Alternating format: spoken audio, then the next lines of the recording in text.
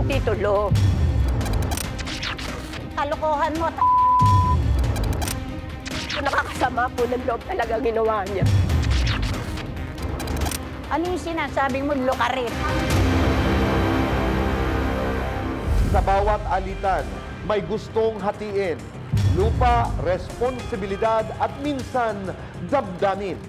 Hati sa pamilya. Isang titulo ng lupa ang pinag-aagawa ng magkakapatid.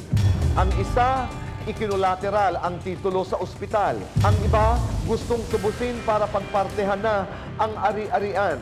Pero kapalit daw ng pagtubos, ay dapat kalimutan ang hati ng isa sa kanila. Ang magkakapatid, maghaharap sa face to face to face to face. Hati sa espasyo pero hindi sa panganib. Magkapitbahay, 10 taon nang hindi magkasundo.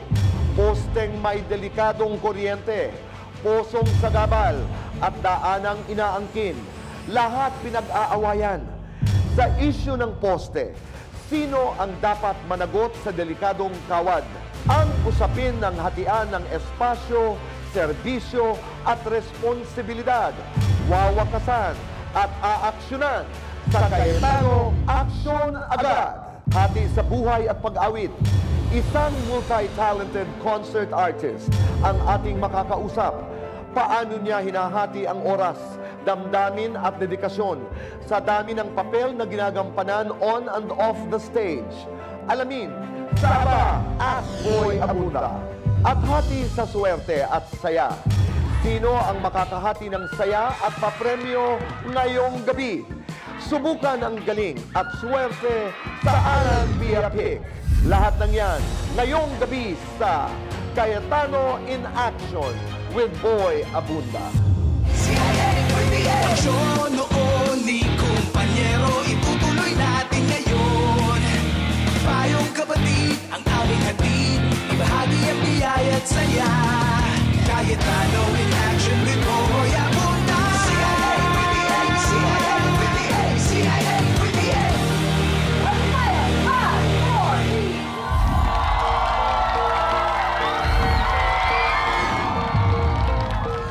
Narito po tayo sa Tanong ng Pilipino, kung saan ay sinasagot po natin ang mga katanungan ng ating mga kababayan mula sa iba't ibang parte ng mundo. Handa na ba tayo? Attorney Raffy, Attorney Marian, Attorney Mark. Handang-handa na, Tito. Maraming nag-aabang dito dahil sabi nila, ang mga katanungan na yan ay nararanasan ng marami nating mga kababayan. So narito po ang unang tanong ng Pilipino mula kay Gia Songko ng Rojas District. Sabi ni Gia, kakasal na sana kami ng boyfriend ko pero bigla siyang nakabuntis ng ibang babae. Grabe naman. Nangyayari ito. Nakapag-down payment na po kami sa mga wedding suppliers. Pwede ko bang i-refund yung share ko at hindi na ibalik sa kanya ang parte niya? First of all, I'm so sorry sa what happened to you. This is not it's not a rare thing to happen. A very common, hindi man very common, pero alam natin na nangyayari yan.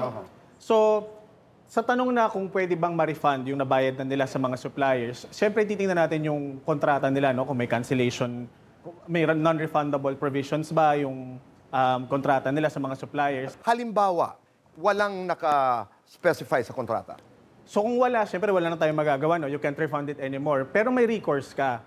Pwede mo kong kasuhan si unfaithful man. Si Guy, okay.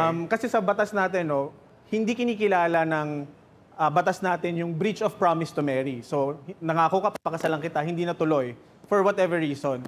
Hindi yun actionable, pero since na may nagastos na kayo, may actual cost na yung preparations, tapos hindi lang pala matutuloy because of his actions, pwede mo siyang isue for damages for those. At doon ka makakakuha ng refund. Yes, sa kanya, sa nagkamaling partido. Narito naman ang pangalawa nating tanong ng Pilipino. Mula kay Luis C. Mula naman sa Santa Mesa, Manila po. Bagong graduate ako at first job ko itong trabaho ko ngayon. Totoo bang wala akong karapatang magsumbong sa DOLE kung hindi pa ako regular? So, hindi po totoo na porke hindi kayo regular, hindi na kayo pwedeng magsumbong sa DOLE. Ano po?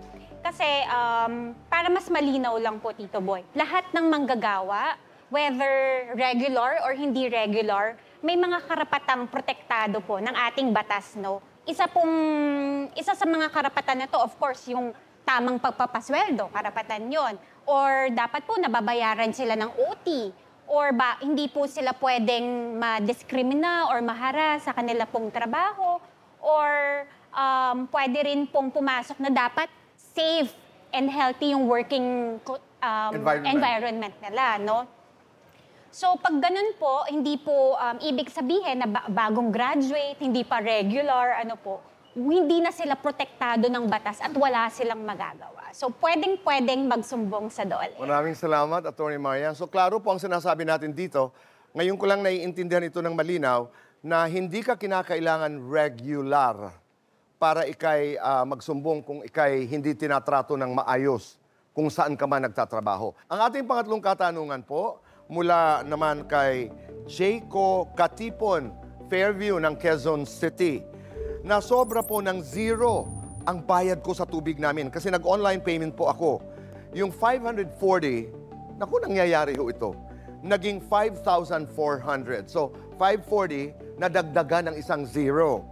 Nung kinausap ko po, sabi bawal i-refund. Ibabawas na lamang daw sa susunod na billing ko. Legal ba ito? Tito Boy, hindi siya legal. Good news, pwede mo bawiin, may karapatan kang bawiin. May tinatawag tayong principle of unjust enrichment. So dito sa prinsipyong ito, unjust enrichment, ibig sabihin, ang isang tao, isang korporasyon, hindi sila pwedeng ma-enrich o yumaman ng walang basihan sa batas. At ito ay gumagana tuwing may mga sitwasyon na may equity ang pinag-uusapan o yung parang pantay na imbalance. May imbalance sa situation. So kagaya nito, nagkamali ka ng bayad, 540 lang dapat ang matanggap nila, naging 5,400. more than 5,000, dapat maibalik sa iyo yung 5,000 kasi lugi ka naman doon. Okay. At wala naman din silang karapatan pang singilin ka doon sa 5,000. Maraming salamat, Rafi, Mark at Marian, mga attorney na tumutulong sa ating sagutin ang mga tanong ng Pilipino. At kayo po, kung meron ho kayong mga katanungan, mag-message lamang po kayo ng inyong mga katanungan doon sa aming comment section sa ating social media accounts. O di kaya pwede ho naman kayo mag-video, di ba? Mag-selfie or ask somebody to take a video habang sinasabi niyo po ang inyong katanungan.